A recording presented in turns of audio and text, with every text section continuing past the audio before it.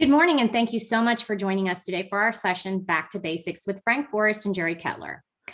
Again, we will be recording this session for those who are not able to make it this morning. Please make sure to hold all your questions and comments for the end of the session. As you know, my name is Salima, and I'm going to get us started here this morning. In building operation, it is critical to understand the current needs of the functions and people in the building and be able to determine if the building and systems meet those needs. In this session, we will highlight the following. Number one, understanding occupant needs that helps to analyze building operations. Number two, useful recommendations available to rank building occupancy improvements. And number three, several existing and new programs that can provide much assistance in both operation and maintenance. In the first part of the session, we will hear from Frank Forrest. He's the Efficiency Solutions Product Manager for Carlisle. And in the second part of the session, we will hear from Jerry Kettler. He's the Managing Principal at FPA. So why don't we go ahead and get started with Frank and his presentation. Thanks, Salima. So I'm going to kind of stay high level, just share some things that we need to look, observe, and really pay attention as we're walking through our buildings, things that we can easily identify. So like I said, I'll kind of be high level, and then Jerry is going to dig in a little deeper on some of the programs and those items as well. So if you would go ahead and go next, and one more. Thank you. So, you know, the typical spread of energy that's used in a commercial building, and if you add the ventilation, the space heating, the space cooling together, you know, then this is technically your HVAC slice of the pie. You couple that 41% with the lighting at 20%, and we can easily see that more efficiency focus on our lighting, HVAC together would net larger savings. You know, years ago, lighting was easily the larger slice of the pie. You also know it was easier target to go after because you could do bulb change outs and stuff. You know, it's still a big portion, and I think it'll continue to decrease as the costs keep dropping. You know, we do have a couple of lighting experts on the Dallas 2030 district, so definitely encourage you to speak with them. So, but we'll look across this pie, the whole pie, on some of the other simple things you can notice if you just train your eye to look more at efficiency when you're walking through the building. Next. The most simple thing to notice is comfort, right? The Wall Street Journal wrote an article titled "Let the Office Thermostat Wars Begin." And I think this illustration by Jason Snyder depicts perfectly what we all see and deal with in an office environment. What's perfect for one person can be highly uncomfortable for others. And this is what you can see as you're walking through it, in, you know, just paying attention. Look at the staff as you're walking through. If you're seeing people wearing coats or sweaters in the summer, and there's a large percentage doing this, and you're probably spending too much on your cooling. On the flip side, during the colder months, you have people coming in wanting to wear short sleeves t-shirts and the like, then you're probably paying too much on your heating. Next. And go ahead and go to the next as well. Thank you. So if you have you know, live thermostats throughout your building, are they locked up so they cannot be adjusted? Interestingly enough, if you do a quick search via the internet about doing a life hack on how to handle a locked thermostat, you get this picture, right? We need the venting in the sides to get the conditioned air to the thermostat so it knows the temperature. However, you're giving the office people a way to cheat your system. Next. Or do you see this, a locked thermostat housing where the lock was unlocked and left that way? You know, keep an eye out for these things. There was good intent when this, you know, locked housing was installed. Over time, somehow that intent was apparently got lost. So now the customer is paying a higher utility bill and not sure why. And you know, the office people that are in this area served by this thermostat are not going to say anything about their control of this thermostat. FYI, that thermostat is right outside of my office. So next. Also pay attention to the cubicles and office spaces. Are you seeing a lot of personal fans as you walk through your building? You know, you may be undersupplying conditioned air, but see, you know, pay attention. Is it personal fans in certain areas or across the whole building? If it's a specific area, then you know where you need to focus, right? If they're prevalent all over the building, then you need to probably look at the whole system. And if the fans are only prevalent on the outboard areas of the building, then, you know, maybe that's due to the windows. So we'll talk a little bit more about that shortly. Next.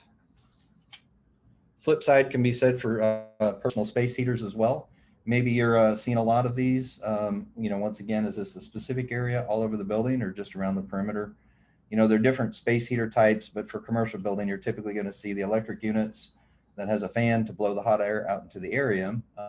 These are typically the more costly version to run as well.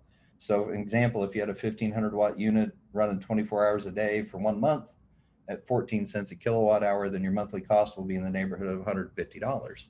$150 a month is probably not much, but if you had 100 of these units across your building, it adds up real quick. Next. What's also key to understand, these personal fans and space heaters, these are additional plug loads you're paying for on your electric utility bill, but it's not included in your HVAC number, but these are being used for thermal comfort. So it really should be considered as part of the HVAC cost. Next. In addition to having the right amount of air and the right temperature for thermal comfort, you need to make sure you have good air for your indoor air quality. I think it's important to point out that for LEED, indoor air quality is defined as having at least 80% or more of the people that are exposed do not express dissatisfaction. As you can see by this picture, obviously we would all express dissatisfaction with the room shown here. It's just a good visual, but it's key to understand you're never going to satisfy 100% of the people 100% of the time. Keep that in mind if you're only seeing sporadic personal fan, space heater use as you're walking through the building. Next. Let's look at lighting. And like I said, we have a couple of lighting experts in the Dallas 2030 district. So please, if they won't give me a hard time about if I botch this a bit, but lighting options have changed drastically when you look at the relatively short amount of time that we've actually had options. It's something we only notice if it is not there or there's too little or it's too much. We just need to look for several things. First and foremost, take a look and determine what kind of lighting you have. Make a note of this as we have options on lighting changeouts and there are ways to finance it, which we'll touch on in a little bit. Next. This chart is from the DOE. Note that the cost differences between typical incandescent, compact fluorescent, and LED. When you look at one light, the savings may be minimal, but think about the total number of fixtures and then the total number of bulbs within your facility, right? And it can add up to a potential large saving very quickly. Next. Look for lights on, but nobody home, right? Is this a typical issue within your building? Are the lights being left on when someone leaves? We have this issue in our office where the light is left on, so people think they are coming back when they're actually gone for the day. It doesn't work, by the way. But anyways, it can be as simple as an email or a small campaign to get everyone on the same page and turning lights off when not being used. Next. Look to see if you have sensors. You can easily tell if you have sensors for your lighting. A simple on-off switch, and you're putting part of your electric utility bill in the hands of the people who do not see that bill, nor do they have to pay that bill. And you can always look at adding sensors to take back that control. Next. It's going to be the same. Yeah, occupancy versus vacancy. Go back one. Okay. Thank you. So when looking at sensors, understand there's a big difference when you're comparing occupancy sensor versus a vacancy sensor. Occupancy sensors turn on and off when someone walks in or out of the room. It makes it simple for the office person and simple for your utility bill. Vacancy sensors turn off the light when you leave, but require you to manually turn on the light when coming back in the office. It's usually better because if someone's, stepping back in, let's say they forgot something as they were leaving for the day, they might not even take the time to turn the light back on. There'd be a timer or whatnot on that as well. So it's another way to save some additional kilowatt hours. And it's something to pay attention to because like California's Title 24, they only allow vacancy sensors, but not occupancy sensors. Next. Don't forget to look at your outdoor lighting as well. There are lights needed for security and safety. There are also lights that help accentuate your landscaping and aesthetics for the building at night, but review the schedules on your timers. The timer shown here is an astronomic timer as it will adjust automatically for your daylight savings time. Also, remember as the seasons change and dusk comes sooner or later, make sure you adjust your timers accordingly or use photocells to turn the lights on at dusk. But set your timer to go off, I don't know, maybe say after 5 or 6 hours. Somebody looking at your building, say from midnight to 5 in the morning, is probably not there just to see how it looks. So next. Another simple thing to look at as well is your occupancy and set point schedules. The graph you see here shows heat gain, excuse me, throughout a 24-hour period in a commercial building. If your building is open from 8 to 5, you don't need the lights on and HVAC running from 6 a.m. to 10 p.m., right? Also, you don't need the building set to 75 degrees when there's no one there. So bump up the settings, bring them back in line a little while before your normal hours start. Next. Kind of a deeper dive. If you want to take a deeper dive, then look at the opportunity for daylighting. Using daylight to take over some or all of your internal lighting needs. This picture here is from a redesign of the DLR Group's building in Seattle. Note the minimal lighting fixtures, but how well lit that interior is. For existing buildings, 3M offers a daylight redirecting film that you can install on your windows. That's, I think, what the DLR Group used here. A lot of interesting work going on with daylighting by using controls, automated shades, and the like to control the lighting within a building space. You know, there's a focus to reach a point where internal lighting is to be removed. That's called daylight autonomy. I think it's something to keep our eye on over the next several years as this is being worked on. Next. While you're looking at your lights, pay attention to the ceiling. Look for missing tiles. You know, a missing tile that'll act as a plenum style return. And depending on your building envelope, it can either suck conditioned air out or blow hot or cold air into the conditioned space. And if you see missing tiles like you see here, look for what else can be missing. In this picture, you do not see any insulation bats on the back of the ceiling tiles, right? Typically, the insulation bats are used for sound deadening, but they do add some R value. Just note, the IECC code only states you cannot use insulation here above the drop ceiling as your roof insulation. So it's there for sound, but you can use it to help insulate that ceiling grid. Next. Maybe you don't have missing tiles, but you do have some discolored or stained tiles. These need to be looked into, not just from the poor aesthetics these give, but there's a stain due to some issue above that grid. A recent example was the office space in our own manufacturing plant. The plant temp and humidity is high. It's not a conditioned plant. And the conditioned air being delivered to an office space out there is quite cold. So we had a lot of sweating, condensation on the ductwork that was causing stains. Pointed out that we did not have enough insulation in covering all of the duct that we should have been. Next. And speaking of condensation, look at your windows. Are you seeing condensation? Is that on the exterior or the interior of your building? Even more important, is that on the inside of the glass if it is double pane? You know, if this is a prevalent issue, then you need to look at your humidity control or lack thereof inside your building.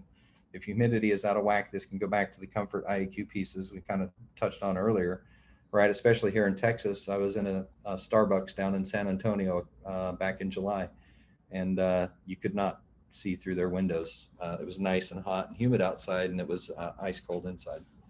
Next. Do you have a cafeteria, a lunchroom, or break room? If you do, look at the refrigerators. How old are they? Do they have Energy Star labels? If you have a 10-plus-year-old refrigerator and upgrade it, it can actually save you up to about $270 over 5 years. Also, look at your vending equipment throughout your facility. You know, a soft drink machine or temperature-controlled vending machine is simply a refrigerator as well.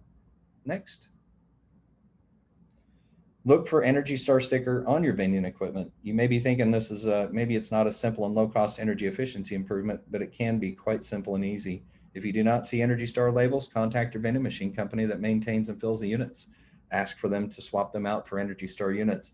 The 4 examples you see here, the Davis School District of $33,000, Congress $13,000. These were simply just asking the supplier to change out their machines for Energy Star compliant machines.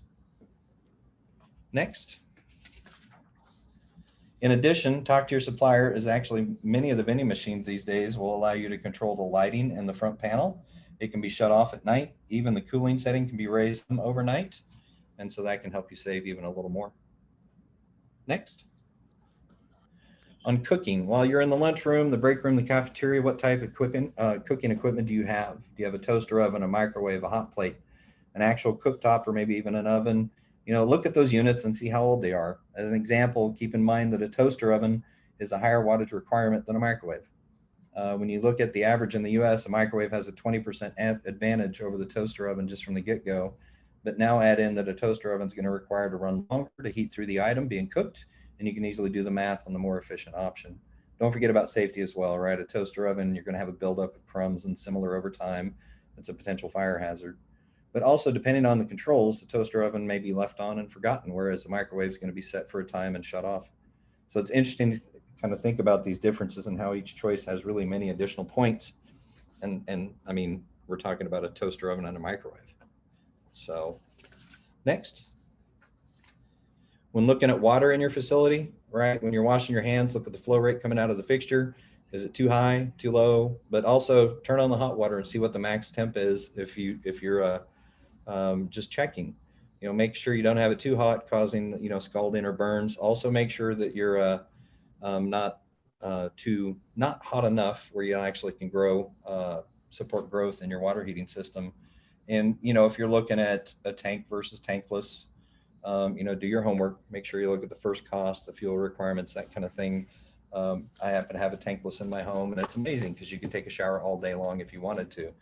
So next, do you have an irrigation system? If so, do you have timers and a watering schedule? Do you have rain sensors to save water when you can? How often do you check and maintain that system? I think we all see the geysers while we're driving to work, home, or running around for an activity or two. And the other part too is, are you over or under watering? You know, do the research on what your environment is, your landscape or building, or you know, you can call Neil Sperry maybe and determine how much water is necessary. Next, electronics, right? Let's look at everything electrical. Power strips. There's smarter versions of that'll actually help minimize power draw. So, you know, pay attention to like rotating digital picture frames, speakers, radios, you know, clocks that are plugged in, not battery powered. Those are all drawing amps. You know, look at your computers and monitors. Do they go into sleep mode? Make sure they're not left on continuously unless there is a solid and reasonable requirement to do so. Next. HVAC systems, right? Looking at the HVAC system, 41% of that building pie.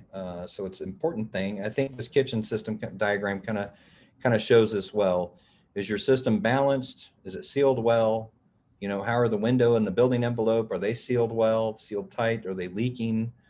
You know, if this system is unbalanced and you're not sealed, you're losing money. Next.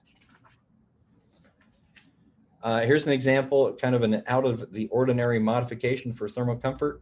If you look at that picture, you can see paper in that diffuser. Those are actually product catalogs. The office tenant decided to take matters into their own hands. This is just simply too much air coming into the office. And, you know, pay attention to even just the placement of the diffuser can make a big difference. If the diffuser is dumping directly on that person in the office, you know, maybe you can resolve their complaint just by moving it. Next, there's another office where if you look in that upper left corner where that arrow is, you can see a nice little square sticking there. Same office building, but this office tenant enlisted the assistance of the maintenance department, and they installed a very nice piece of plexiglass to block the airflow for this office. I'm sure we've all seen some of these, let's say, interesting fixes for thermal comfort issues, right, in the buildings. Of course, this is all impacting the energy rate. These two office tenants were getting too much air. Offices between were not getting enough. This could mean a rebalance of the system, or in this actual case, installation and use of balancing dampers. And the really interesting, intriguing part of this is the product catalog office is on the right side of my office, and the plexiglass office is on the left side of my office. I'm the one in between these two. And I work for an HVAC company. So next, you know, look for, if you have any exposed duct in your building, look to see if you're seeing any telltale signs of, you know, if there's dirt on the system, you know, then you know you have duct leakage. This could be a positive or negative pressure leak. Next. Just another picture showing the leakage. It's very visual. And next. And even here, potentially leakage, could be stratification, could be air velocity issues as well. But, you know, it's not an easy or a simple fix, like maybe a light change out, but it can net some large savings. Next. Filters and proper change out. And Jerry, I know, is going to talk more about this, but right, use the filters to see what's going on in your system. You know, do you have a lot of dirt and debris? Then looking at having, you know, maybe a professional come in and clean the system. Next. You know, if your filters are in bad shape, then, you know, take a step upstream and look at the coils in your system. You know, a dirty impacted coil can add substantial pressure drop. You're going to get less heat or cold transfer, you know, and these all compound to negatively affect HV system performance and more importantly, probably your utility bill. Next. So duct leakage is kind of one of my big focuses. And so Lawrence Berkeley National Lab did a study where you would think that maybe if you have leakage, that it would be a linear relationship, and it's not. They've determined that 10% leakage upstream and downstream of a you know, fan powered unit in the ceiling grid would actually use 25 to 35% more energy. And when you think about this, 35% more energy because the unit has to run longer, it has to run more often in order to maintain the temperature and the comfort for the people in that space. And because it's running longer and it's running more often, then you're going to have to maintain it, you know, more often. And that also means you're going to wear the equipment out more often. Next. So you think about it, if you have duct leakage, you have a less efficient system. You have a shorter life of that system because it's running longer more often. You're going to maintain it more often. And it also means you have some probably pretty good indoor air quality issues. So really for the building owner, duct leakage is just, it's money you're spending that you may not need to be spending. Next. I found this picture several years ago, and I have to say it is one of my favorites. I call this a portable multi-stage system. You have your space heater, which you can use, choose to use or not use the booster fan in tandem with. And then, you know, if you use just the fan, it's going to give you a spot cooling, but you include the kid scooter and voila, it is a portable system. The point is, this picture kind of helps us point out that, you know, if people are thermally uncomfortable, they'll find a way to change that, right? And typically it's going to be at a cost to you and your electric utility bill. Next. Just kind of a little bit more, just kind of a little deeper dive, but several additional specific options you should look at that may take a little more time and cost to address. Next. Start, you know, do a review and start trending your utility bills, right? Look for the anomalies. You may find spikes that occur during times when there should be no spikes. So if you see that, you need to dig into that and try to figure out what's going on and address those issues. Next. And as you're reviewing and trending your utility usage, take it a step further and benchmark your building. Look at your electricity intensity, your natural gas intensity. You know, the CBEX data is available from EIA, and you can compare your intensity levels with the US average. That's a great way to see where more time needs to be spent. And it kind of helps allow you, allow you to focus your energy. No pun intended. Next. As a next level, commission and energy ought to be performed on your building. A lot of different software tools can be used and a lot of companies that specialize in this arena. Next. And keep in mind, we all understand and we know about PACE, property assessed clean energy, but as you identify some of these energy efficiency projects, keep PACE in mind. You know, it's a great way to be able to get the positive savings from day one when you do your retrofits or your upgrades. Next.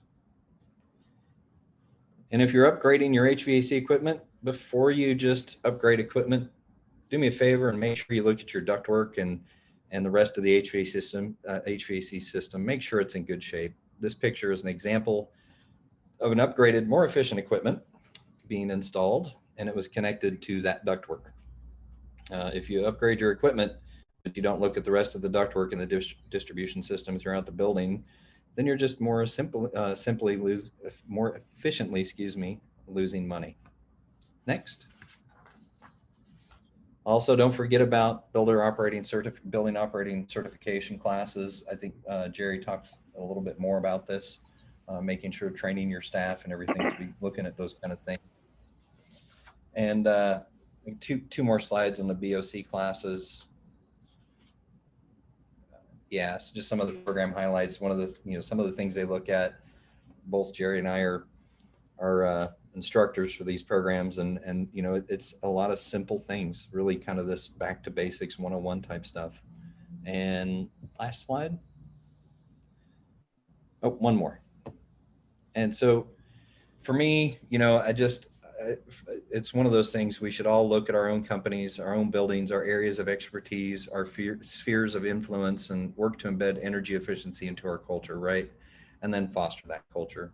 It sounds easy enough to say, but can be challenging to implement and keep running. And with that, I will hand that back over to you, Salima. Thank you so much, Frank, for your presentation. Just some great information and knowledge that you shared with us today. Let's get to the second part of our session, and I'm going to introduce Jerry Kettler, and he will continue on with his presentation.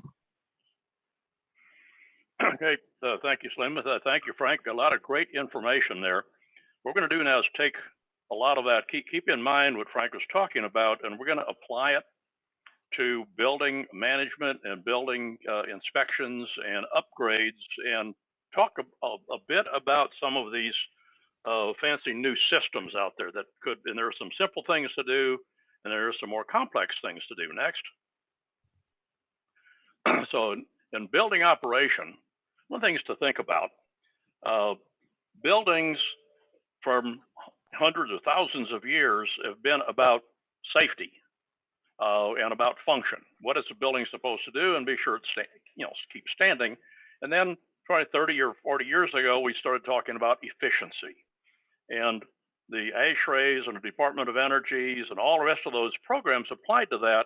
But recently, back in about 20 to 25 years ago, we started talking about the people in the building. We're going to talk a lot more about that. We're talking about not just comfort now, but health. A lot of the problems we're having with this pandemic and all the rest of that, people are more concerned about the health in the space. And we're going to be talking a bit about that. But it's more than just health. It's about the experience of the people in the space and their productivity. And that gets to be very interesting. But we're also looking at codes, standards, and things. There's some interesting things happening in the industry and in codes and standards. There are things that are being implemented that we need to keep an eye on. Next. So the basics of all of this operation and things to improve is take a look at the building itself and the function of the building. What are the occupants' needs? Who's in the building now? What are their attitudes? What do they want to be there? What are they doing in there? And the trick there is to get them trained to help with the management and operation of the building. So some of the things that, based on the health issues that you want to do is, you got the hand washing and the social distancing, and that takes space, that takes rearrangement, and that takes looking at the systems and see whether they're going to work or not. But as Frank pointed out, cleaning and maintaining the systems are important.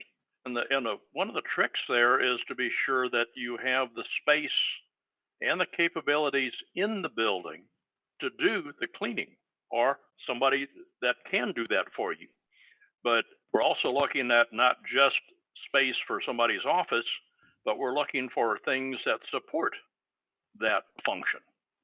Eating spaces, sanitation spaces, storage of supplies, everything that you need in order to make everything work. So you got to take a holistic look at everything. And then you look at the building equipment. Is it doing what it's supposed to be doing? What can we do to tune it up? Frank pointed out several of those. We're going to, expose a few more of them next. So, why do I want to do this? If I own the building, or if I'm leasing the building, if people work with improved productivity and improved building conditions in a building, will help people work better. And we'll talk about that in just a second.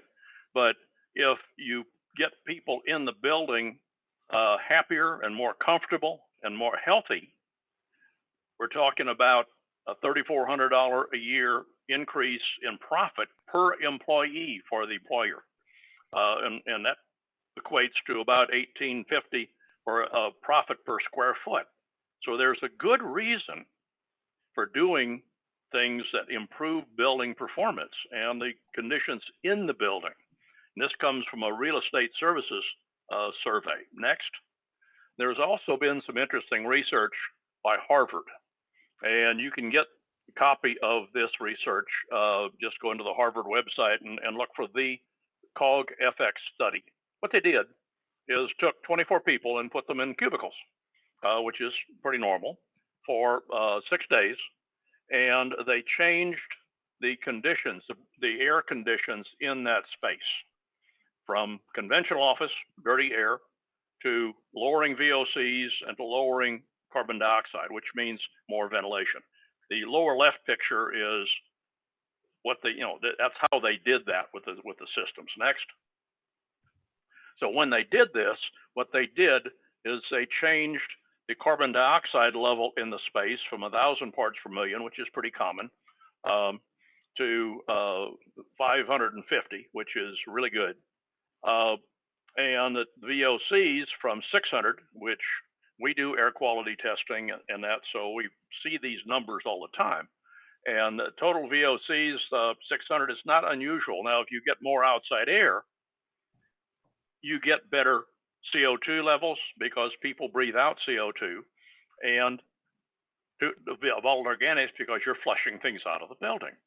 The interesting numbers I found the other day was that carbon dioxide is natural in the air outside. It used to be at about 320 parts per million. That was in 1980. In 2020, it's 420. So we've got a 25% higher CO2 level than we had then. But if you look at the next slide, this is what they did. These are the things that they looked at, from information seeking all the way up to information usage. But if you noticed on the green areas on the middle column, every one of the criteria for worker performance went up when they lowered the volatile organics. When they made the air fresher, the information usage and the strategy usage was nearly 3 times as good, 300% improvement, because you increased the quality of the air that they were breathing. Next. So that's a good reason to do what we're trying to do. But as part of this, the pandemic studies and all the rest of that, ASHRAE, the air conditioning engineers, and along with the Center for Disease Control, have done a bunch of studies. They created an epidemic task force, and their recommendations are pretty much as follows here. Follow the public health guidance, and we're talking here about hand washing and the access and spacing and face masks and all the rest of that. But you get to the building itself, we're talking about ventilation to increase the outside air, and we'll talk about more about that in a minute. To increase the outside air supply and ventilation, what you're doing is you're flushing out the building. You're getting all of the junk out of the building that's floating around in the air. And the part of the other thing to do that is to upgrade the filters. Now, there's some caveats about that, which we'll talk about here in a minute. And the other thing is to verify controls. Are things working? Is it set up like it's supposed to be? And what can you do to upgrade these systems? So air mixing, air distribution gets to be a problem, gets to be a necessity. Part of the issue there, the interesting thought, is all of these plexiglass screens we see all over the place, they restrict airflow. They cause stagnant air in places. So those screens, those plexiglass things may not last. So what you're trying to do is get good airflow in the building and trying to get that in and out the way it's supposed to. And again, they talk about system operation, systems commissioning. On the next slide, there's a resource there. If you wanted to get into the entire recommendation, you can use the ashrae.org/COVID-19. That's the report, and that's updated frequently. And that's got 143 pages worth of information, and that's all information you can get for free. And that correlates to the CDC's information, and gives you all kinds of background information about filters, about sensitivity of people to contaminants and all kinds of other things. Next. So let's start taking a look at a couple other things. There are a couple other ASHRAE guidelines first that those of you in the building operations area would find interesting. ASHRAE has a guideline 32, and all of this is a guideline from ASHRAE, and it's available on their website on the publications, so you can get a copy of it. It's fairly new, and it's about management of sustainable high-performance operations and maintenance. And what it does, it provides you some, and it's not a huge book, it provides you information on what the various levels of maintenance do or are supposed to be doing. Whether you're a technician, a facility manager, or senior management, it's got a section in there about what that function should be doing. So it would be interesting for all three levels to look at it and see what the other folks are supposed to be doing. But the other thing that 32 does, it talks about a whole bunch of things interesting to and important to building operations, from benchmarking to air quality, predictive maintenance, which is very important for cost reduction, energy, all kinds of interesting things, and training. So interesting things there. And the next slide talks about another standard, which is also fairly current, that's standard 180, standard practice for the inspection, maintenance, and commercial buildings and HVAC systems. Well, this thing includes a whole bunch of checklists. So these are things that you can use for inspection and maintenance, including tasks and how often you should do them, corrective action recommendations. And it has specific checklists to do things like chillers, air handlers, all kinds of things, 25 different pieces of equipment. The interesting thing here, although they don't point it out specifically, but this is a standard information that's useful for maintenance and O&M contracts. If you have a contractor doing maintenance on your facility or for your own job descriptions, it's useful to use some of these checklists to find out if they're doing what they're supposed to be doing or set the requirements for what they need to be doing. So both of these standards could be very helpful to building operation and maintenance. Next. Codes and standards, it's sorted out, like I mentioned before, that the building structural codes, the building codes, and then it morphed into mechanical codes in the 1930s and 40s when we got air conditioning. And then the electrical code, which is actually an NFPA code, talks about safety and function. But about 25 years ago, we started talking about energy and efficiency. ASHRAE 90.1 standard is that standard. That's basically the basis for your energy code. And the green code, and the city of Dallas is the only one at this point that has a green code, it's based on the ASHRAE standard 189. And it talks about sustainability. And I'm a liaison to that committee on 189 committee, and there's a lot of very interesting things happening that will end up impacting building operations. Next. So let's take a look at some details. So what do you want to do? And Frank's pointed out a whole bunch of things that are important to the operation of the building, a lot of details. Things you need to look at is, what's the building used for? The newer buildings are probably being used, the office buildings and residence buildings are probably being used for what they were designed for. But there's a lot of buildings, for example, they're remodeling a lot of office buildings into residential buildings. So is the building doing what it's supposed to be doing? How old is it? And whether it's same use or not, is the equipment correct? Is the equipment in good shape? Are the number of occupants the same? Are the loads the same? Things that you need, the basics you need to be looking at to analyze whether the system's working or going to work. And then there's an awful lot of things. It seems nowadays that people are bringing computers, and people being supplied with computers and printers and all kinds of other things that 30 and 40 years ago weren't used. When I started doing engineering, I was using a slide rule. So there's a big difference now in what you can do. But the ventilation requirements, it's good when you look at what you're doing. Take a look at the current codes and the current recommendations. See how close your building is doing to current recommendations. And then take a look at, is it being maintained? Be sure that it might not be necessary for you to upgrade to new codes, but it's good to know where you sit in relation to those codes. Next. So when you want to do a building system evaluation, again, this sort of repeats what we just covered. You want to look at functionality. Is it doing what it's supposed to be doing? Is it clean? Does it do what it's supposed to do? There's a difference between function and performance. Function means it goes on. Performance is it doing what it's supposed to be doing? Does it do what that space now needs it to do?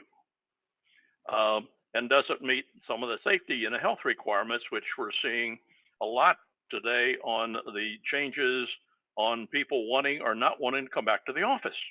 And that's going to impact leases. It's going to impact building operation. And it's going to affect efficiency of a building to a certain point, but it doesn't have to do so detrimentally. You can improve the performance of the building without much of an increase in efficiency, but the performance of the building is going to be a whole bunch better.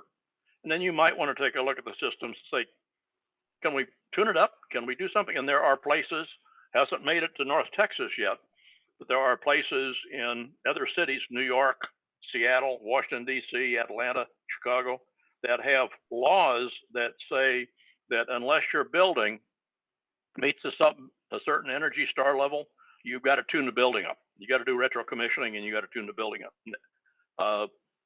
The CCAP program doesn't require that yet, but it's part of the look at that City of Dallas is doing to improve performance. Next. So recommendations. This is again a sort of repeat what we had before from the ASHRAE and CDC. Clean it. Be sure the ventilation is there. Increase efficiency and filters. We're going to talk about that in detail here. Be sure the scheduling and set points. Things change. The schedules change, but for some reason the computer set points never get changed. So it's a good idea to look at those periodically. And to control humidity. The interesting thing is we look at controlling temperatures, and Frank talked a bit about humidity levels and the rest of that. And it's good to point out that viruses thrive in low humidity. The COVID-19 loves 10 and 20, 25% relative humidity because they replicate. And this is true of virtually all viruses. Mold grows really well at high humidity. So what they're recommending now is that you run a building between 40 and 60% relative humidity. And the trick there is the building systems, they do that. So what we recommend is that if you're going to put, you're building a new building, take a look at the humidity control because it's important for health and it's important for the maintenance of the building. So upgrade them where you can. So next. So we're going to talk about, let's talk about ventilation first. The analysis on this for an existing building or for a new building is where's the outside air come from? Does it come from the roof? Come from an outside wall? It used to be a standing joke from a design standpoint. If you wanted to find the outside air vent to an office building, look for the truck dock because that's where the vent is going to be, is over the truck dock. That's not a very healthy place. So the trick there is where is the air coming from? Is it clean? Outside air has a big impact on that. If you're going to increase, which they want you to increase the outside air, again, will the system handle that? The building air handler and chilling and heating systems are sized for a certain amount of capacity. If you don't meet that capacity and you try to shove more air through it or more humidity through it, it's not going to work. And you're going to have uncomfortable and unhealthy spaces. Again, take a look at the requirements. ASHRAE 62 is the standard for outside air, and it gives you a lot of good information. But part of the problem with these upgrades is there's space limitations. Is there space in your building to do this? Will the equipment let you do this? So there's some interesting things that you have to consider when you talk about upgrades. Next. So one of the things to look at, for example, this is a building that we inspected recently. The outside air, of course, comes from the vent on the roof, and it feeds 6 air handler units in mechanical rooms. Of those 6 mechanical rooms, only 2 of those mechanical rooms have the outside air vent open. So that's, an interesting fact. That happens, but it needs to be checked on. We checked a school recently, a 10-building private school full of rooftop units. And of all of those 10 buildings and all of the dozens of rooftop units, only 2 of those rooftop units had the outside air vent open. So those things happen. So next, that's one of the things that need to look at. And as part of what Frank was talking about is look at what's there. So there's a lot of good things happening in the industry and things that are going to happen. There's a lot of ventilation monitoring and controls. And in fact, presentation I heard recently that the country of Belgium, requires buildings to be monitored for carbon dioxide level. And if the carbon dioxide level is between 800 and 1200, which is a pretty normal range, something has to be done to improve the air quality. If the air quality gets gets above 1200, that space needs to be shut down in Belgium and fixed. So I don't know when that's coming here, but interesting how some people are taking, looking at that. Dedicated outside air systems, is it better to try to suck the air in with an air handler or to provide outside air units? A lot of good things to say about those. But building pressurization and building leakage is more and more important. And you want to keep your building positive pressured. That keeps the dirt and the dust and the humidity out of the building. The trick there is controlling to do that, the sensors to do that. Wind has an impact on that. Outside air has an impact. But building leakage is another item that's getting to be more important. And if you want to check the building leakage, they have a systems that do that's called blower door systems. But interestingly, if you're building multifamily and single family houses in North Texas nowadays, you're under the new energy codes, and they require building leakage testing on residential. Not required yet on commercial buildings, but it's coming soon, because that's a requirement that's being put in the green code and the energy code for ASHRAE, and that'll end up in the building codes, energy codes and green codes. So, and as Frank pointed out real accurately, that equipment and ductwork, zero leakage, that's going to become a requirement. And the other thing to think about, sort of a miscellaneous item, on your exhaust systems, if you turn, and he talked about turning off and slowing down air handler systems at night, do you do that to your exhaust systems? Because guess what? If you turn off your air handlers and your outside air and you leave your exhaust system on, the exhaust system sucks all that hot or cold or dirty outside air in. So you need to look at total system control. Next. So let's take a look at, these are the various codes that you can, get a hold of. And there are codes for humidity and ventilation. There isn't a code per se, other than the green codes for contaminant controls. And there's some interesting things happening on thermostats and building controls. Very soon, the controls in a commercial building will all be wireless. They'll be hooked to a computer system or a communication system that'll talk to a program in the cloud. So all of the office buildings and commercial buildings will be cloud controlled. And think about that for a minute. If it's cloud controlled, doesn't that let Omar from Moscow control your building? Yeah, it does. And I've talked to some of the folks at ASHRAE, controls folks at ASHRAE, and they say, yep, that's possible. So the Internet of Things is great, but it may cause some problems. There's some interesting things happening out there. So like I say, pretty soon, you're not going to have wired controls in your building. Everything's going to be wireless. Next. So let's talk about filtration for a minute. The recommendation is to increase filtration. Filters come in various sizes, usually 1 inch to 4 inch. If you go to HEPA filters, you're talking about maybe 12 inch or thicker. But the trick there is if you're going to upgrade the filters, are they going to fit in the units? If you have rooftop units, they may be limited to 1 inch thick filters. And if you have a high efficiency filter that's only 1 inch thick, the pressure drop is high. And that's part of the problem. If you increase filters, increase the efficiency, you increase the pressure drop at the same velocity. Will your motor handle it? And we've talked about that a bit. Can the air handler unit presently there on existing systems handle that space, handle that new pressure drop? There are various filter types. Panels and pleated is what we normally see, electrostatic to a certain point. Carbon is usually only used for chemicals. For example, airports have very sophisticated carbon and potassium permanganate filters to cut out jet exhaust.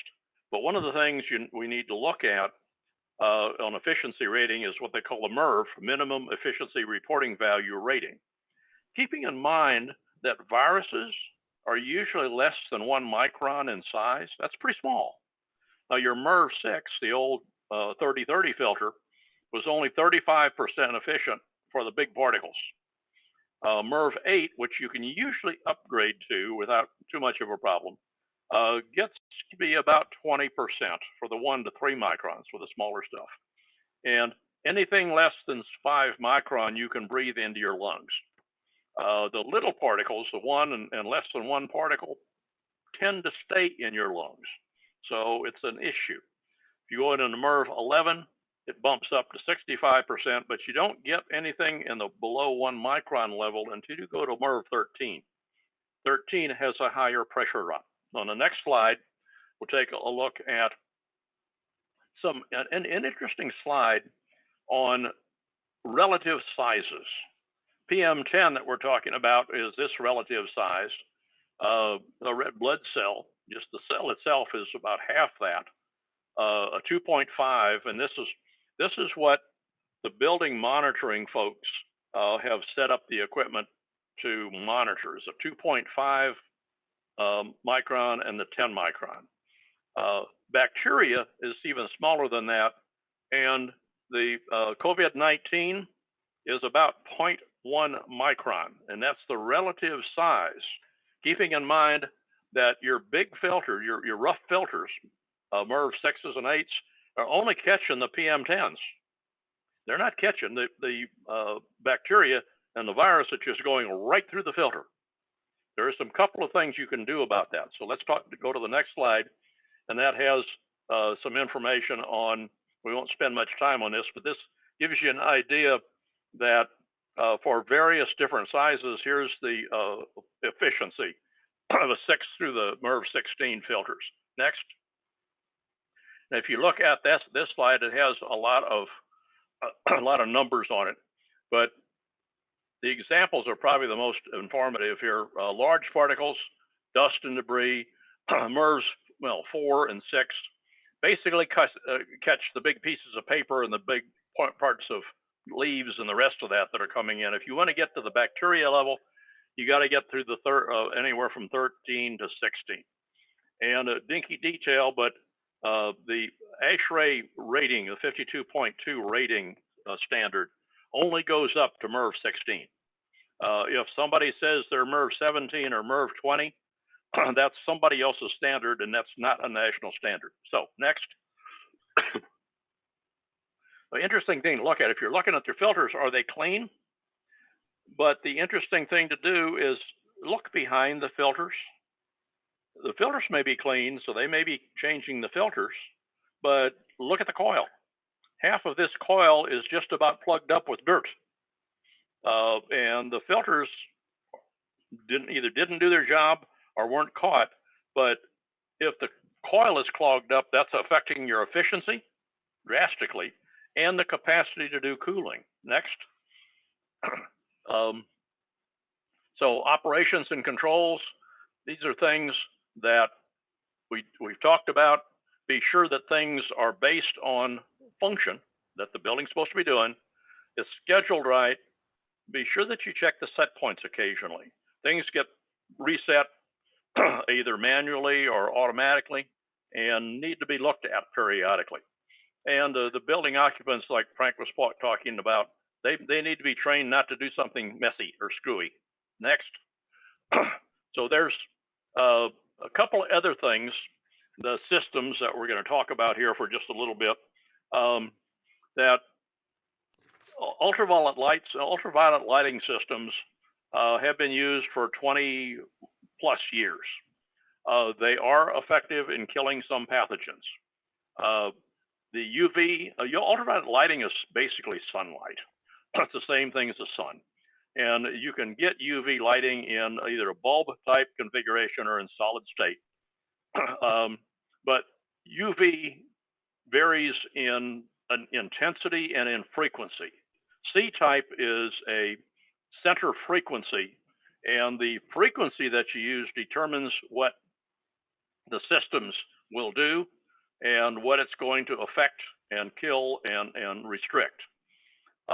So the thing to do is to be on UV systems. They're very effective, but the key to that is to be very, very careful on where and how you install them to be sure that they're exactly matched to what your need is, and be sure that there's a safety concern.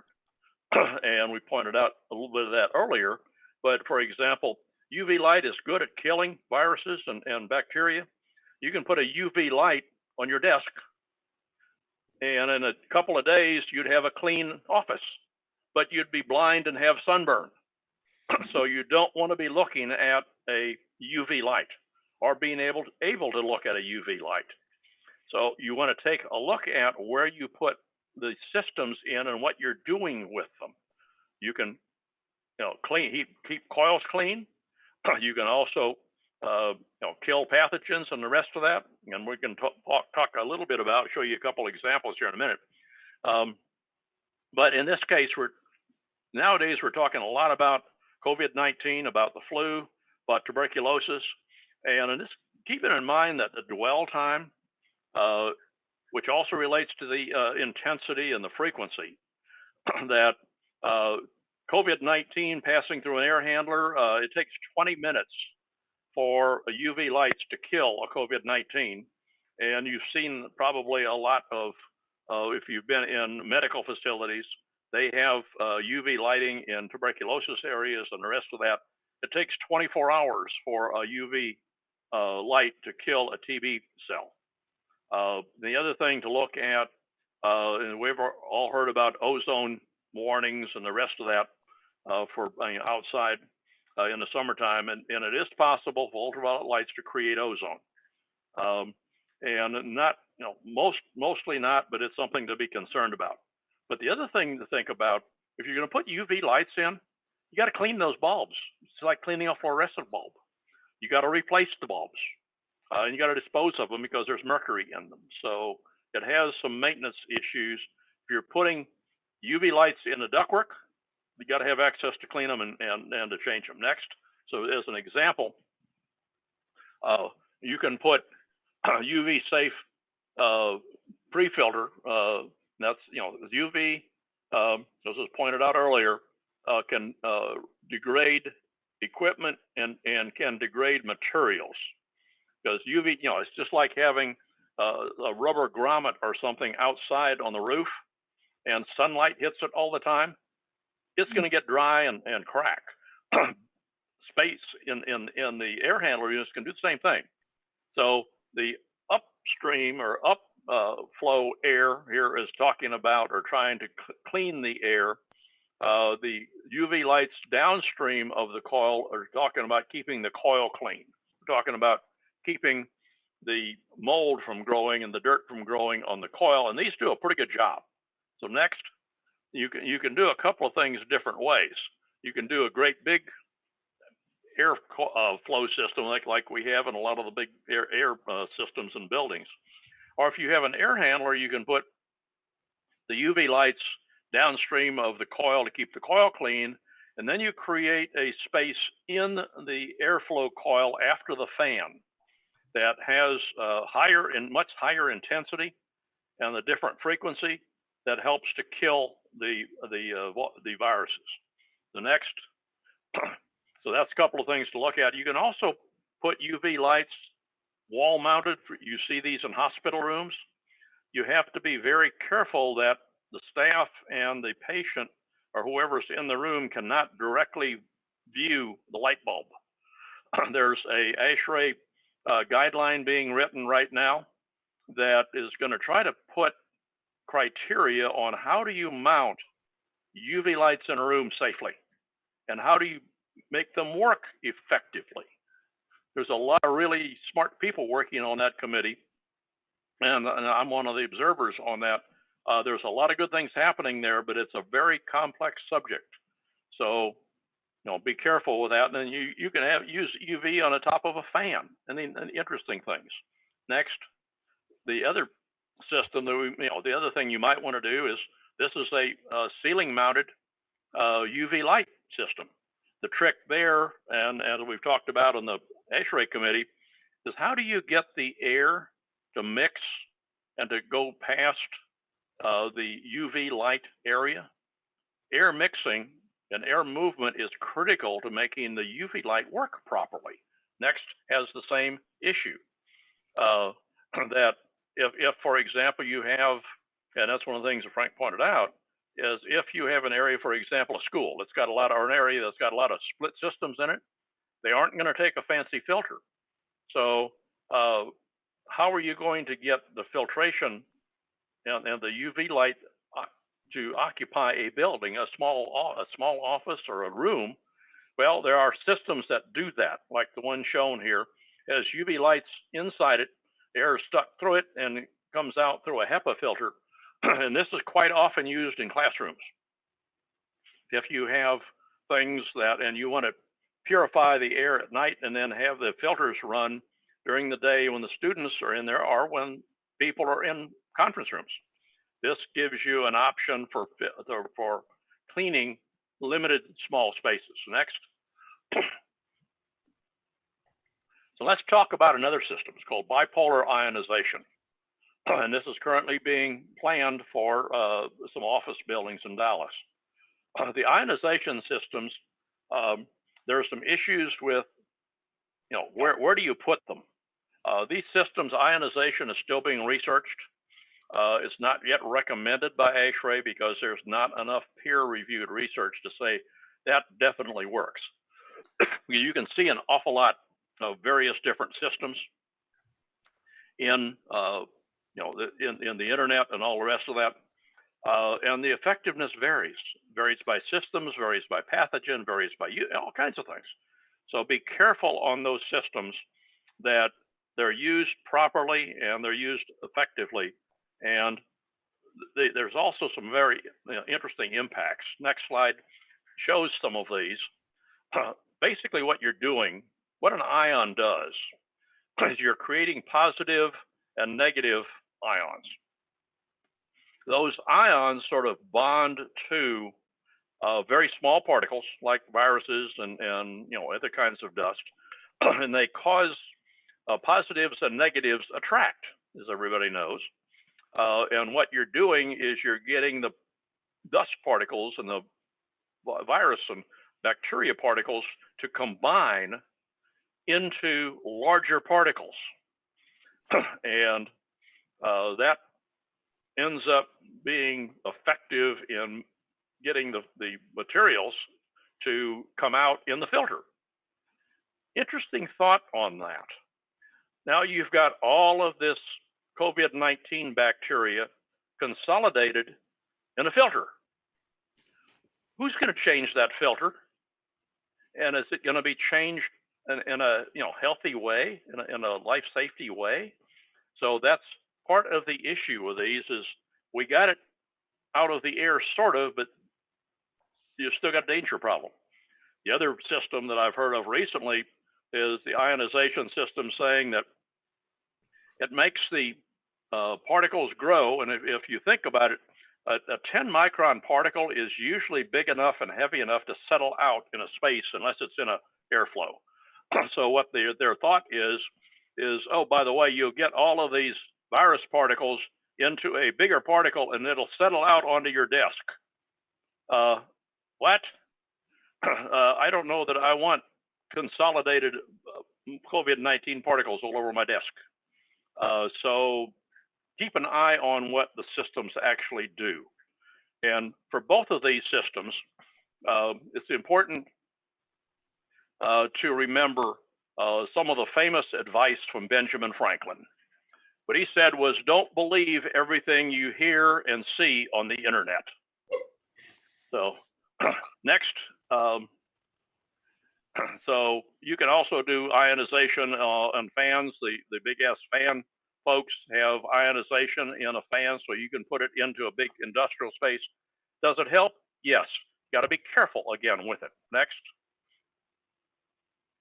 So a couple of things, programs will change, shift gears here a little bit for a moment and talk about some new programs. A program called Better. It's a Department of Energy and Lawrence Berkeley lab. Better stands for Building Efficiency Targeting Tool for Energy Retrofit. And you can get it right now. It's in beta stage. You can get it by Googling that, going to that better.lbnl, which is lawrenceberkeley.gov, and you can get and ask for the Better program. And I think you can also find it just by Googling Better program. It's based on Energy Star. So those of us that are using Energy Star for 2030 already have a lot of the data. You do some additional information, provide them some additional information on the building, and it benchmarks energy use, cost and greenhouse gases, sort of like Portfolio Manager does. But it also allows you to compare your own buildings. If you have more than one building, you can use this program to rank your buildings and to rank the projects in the building. So you can change the data in the Portfolio Manager and say, if I do this to a building, this will happen. Okay, if I do it for 12 buildings, it'll happen. Which building do I do it first? So this program will help you do that. It's an interesting thing. The next program is sort of even more interesting. It's still in the beta stage. So click my slide there, Salima. Okay. Okay, thank you. This one is called HBEST. It's a PNNL, Pacific National Laboratories, and DOE program. It's for Healthy Buildings and Energy Support Tool. Again, you can find it on this website. It's an interesting program. It's about indoor air quality management, about thermal comfort. It's about lighting. It's about different things. And what you do is you load information on the building. You start out with Energy Star, I think, with Portfolio Manager, and it integrates energy efficiency with all of these other items.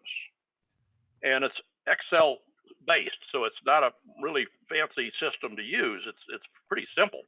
So I've looked at the spreadsheets. It's Excel based, and it mainly functions around in office buildings. But what it can do is, once you get your building entered, you can enter several buildings, and it can provide you up to 60 specific recommendations of what you might want to do to improve your building, to improve air quality, to improve comfort, to improve lighting. And the other interesting things is it ranks those. Here's what you want to do first, second, and third, and it'll say, okay, which building do I want to do that in first? So this is a powerful program and a fairly simple one to use. So it's something as from a building management standpoint, you really might want to look at. It's in beta stage right now, but there's at this point still devising and writing the application and usage manuals, but there's some interesting things happening that DOE folks are playing with.